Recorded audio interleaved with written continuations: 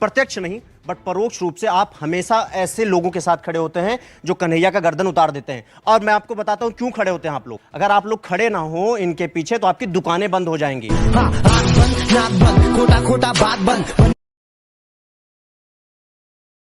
जरूर कीजिएगा। जब पड़ोसी की गर्दन उतार रहा है तो इंटेलिजेंस क्या करेगी? जरूर कीजिएगा। और साहू का जिनसे झगड़ा था उन्होंने ही इन आतंकियों को बुलाया था। और इस प्रकार की घटनाएं पहली बार नहीं है, अनेकों बार, जैसे आपने बताई गंजू साहब की बात। एक्चुअल में क्या है, भैंस के आगे बीन बजाने का कोई फायदा नहीं। इन लोगों का इलाज, जो कट्टरता वाला शब्द आपने बोला ना, भारत छोड़ो, इन लोगों को या तो दोबारा से इनको कहो कि भैया अपना ठिकाना कहीं और ढूंढ लो, परंतु देश के अंदर रहना पड़ेगा। अगर हरे है नफरत है, को कह रहे हैं मेरे लोगों का गर्दन काटोगे आप, मेरे लोगों का गर्दन काटोगे, गरीब टेलर की गर्दन काटोगे, कट्टरवादी कोई भी हो, कट्टरवादी छोड़े। तो फिर शंभूलाल रैगर को मानने वाले, अरे शंभूलाल रैगर ने लव जिहाद का विरोध किया था। अफलाक पहलू सबकी मॉबलिंग, अच्छा ठीक है, आपकी बात में आता हूं। जमई सर, मेरा आपसे बहुत तमीज और तहजीब के साथ बस एक ही सवाल है कि आप जब भी ऐसी घटनाएं होती हैं आप दो एग्जाम्पल पीछे का लेके आते हो और इसको जस्टिफिकेशन कर देते हो कि भैया हम तैयार हैं, आप अगर आप चाहें तो आप फिर से ऐसा कांड कर सकते हैं। प्रत्यक्ष नहीं बट परोक्ष रूप से आप हमेशा ऐसे लोगों के साथ खड़े होते हैं जो कन्हैया का गर्दन उतार देते हैं। और मैं आपको बताता हूं क्यों खड़े होते हैं आप लोग। अगर आप लोग खड़े ना हो इनके पीछे तो आपकी दुकानें बंद हो जाएंगी। आप लोग लगातार ऐसी चीजों का समर्थन करते रहते हो और मैं आपको बताता हूं क्यों। हम ऐसे लगातार डिबेट में जब आके हम कहते हैं सर आप ऐसी बातें मत करिए, इसका बाहर गलत असर पड़ता है। हम खुद जाके लगभग 200 से 300 बच्चों से बात किए जो हमारे मुस्लिम भाई बहन हैं, हमने उनके दिमागों में आपकी छाप देखी है सर। आपकी बोली हुई भाषा उनके दिमागों में ऐसे पड़ती है कि वो गला उतारने से भी संकोच नहीं करते हैं। बस यार और कितना सहूं मैं, और कितना सहूं। और आप जैसे लोग ऐसे चकाचौंध स्टूडियो में खड़े होके जनता को बहला के फुसला के उस 22-23 करोड़ आबादी को आप बहला फुसला के उसको गर्दन काटने पर मजबूर कर देते हो। आप जैसे लोगों को स्टूडियो में तो छोड़िए, आप जैसे लोगों को सबसे पहले बाहर निकालना चाहिए।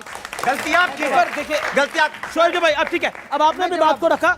अब शोएब भाई, मैं इतना जानता हूं, मेरा इतना पूर्ण विश्वास है कि हमने इस देश में हमेशा से कानून, संविधान और न्यायपालिका का सम्मान करते हुए बात कहा कि इस देश में कानून को हाथ लेने में किसी का अधिकार नहीं। और जो ऐसे दहशत फैलाने वाले दरिंदे, वैसी आज तक शोएब जमई रिकॉर्ड उठा के देख लिया, हमने समर्थन। हाँ, लेकिन जो एग्जाम्पल्स हमने इसलिए दिए क्योंकि देश को यह बताना जरूरी है कि कट्टरता का सोर्स और क्या क्या है। कट्टरता को जब आप सपोर्ट करते हैं तो उसका नुकसान क्या है। आज कन्हैया लाल तक ये जो वारदात पहुंची, क्यों पहुंची? क्योंकि हमारे देश में धार्मिक उन्माद फैलाने वालों को हीरो बनाया गया पूर्व में। मैं मान लेता हूं इनके दो एग्जाम्पल जायज हैं और ये कहते हैं कि 2014 से बाद में नफरत बढ़ी। आप मुझे एक चीज बताइए, ये कह रहे हैं कि बढ़ी क्यों, हम यहां आज कन्हैया तक क्यों पहुंच गए? जब 90 में कश्मीर में यह हंगामा हुआ तब तो नरेंद्र मोदी नहीं थे, तब तो कोई किसी पहलू खान और किसी अखलाक को नहीं मारा गया था लिंचिंग में। अगर हमने वहीं घुसकर उनको उसी समय ठीक कर दिया होता तो आज हम यहां नहीं खड़े होते जहां खड़े। तेरा बाप जब 66 में साधुओं को मारा गया, अगर वहीं पर चीजें ठीक कर दी गई होती तो यह नहीं होता। अगर कार सेवकों की स्थिति पर जब उनको पेट्रोल डालकर आग लगाई गई, अगर उनको वही ठीक कर दिया होता जो कि किया, तो आज ये सिचुएशन नहीं होती। प्रॉब्लम क्या है कि इनको हर जगह सिर्फ लिंचिंग, इसलिए किसी ने आतंकवादी ने गला काट दिया, हाँ हमारे साथ भी लिंचिंग होती है, किसी ने बम फोड़ दिया हमारे साथ भी लिंचिंग होती है, किसी ने हिंदू को पकड़ के मार दिया हमारे साथ भी लिंचिंग होती है। अरे कितना घिसते रहोगे इन दो लिंचिंग्स पे चर्चा हो रही है। और अंत में धार्मिक कट्टरवाद, क्या तरीका है, लगातार बोले जा रहे हैं, सबसे कम बोले हैं ना शिवम। ना अनफेयर कर रहे हैं, अब अनफेयर कर, अनिका बोलेंगे इसके बाद। ना ओके। तो ये दूसरी बात, जहां तक बात इस माहौल की है, आप एक बात समझ लीजिए, अगर आपकी शालीनता, आपकी सौम्यता, अगर आपकी कायरता बन गई थी तो वो गलत है। आज चीजों को प्रतिकार करना पड़ेगा। अगर कोई गला काटेगा तो उसके लिए धरती पर आना पड़ेगा, सड़क पर आना पड़ेगा शालीनता से। प्रतिकार मतलब उसका विरोध करना पड़ेगा। अरे आपकी तरह गला नहीं काटने वाले लोग हैं। अगर गला काटने वाले होते तो बताया तो पहले नहीं काटते थे। प्रतिकार मतलब विरोध, प्रतिकार मतलब सड़क पर विरोध।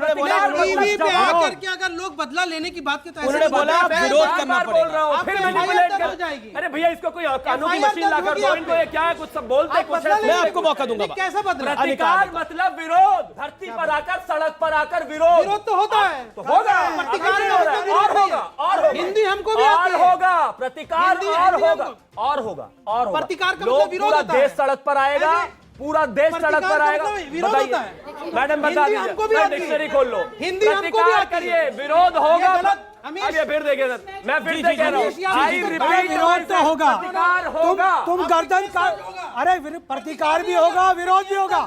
अरे मुकदमा दर्ज कराओ, प्रतिकार भी होगा और विरोध भी होगा। गर्दन कटेगी, चुप नहीं बैठेंगे। अच्छा ठीक है, अच्छा ठीक है, मैं अनिका आपके पास आता हूँ। कीजिए, देश का माहौल हम खराब कर रहे हैं, बताइए। ये सबसे बड़ा सवाल है। इसका मेरा मानना यह है कि हेट स्पीच कोई भी दे, इरिस्पेक्टिव कोई भी पॉलिटिकल पार्टीज हो, सबसे पहले उन पे एक्शन होना चाहिए। अच्छा, राहुल गांधी जो हिंदुत्व को गाली देते हैं वो hate कभी speech है कि नहीं, है? कभी नहीं।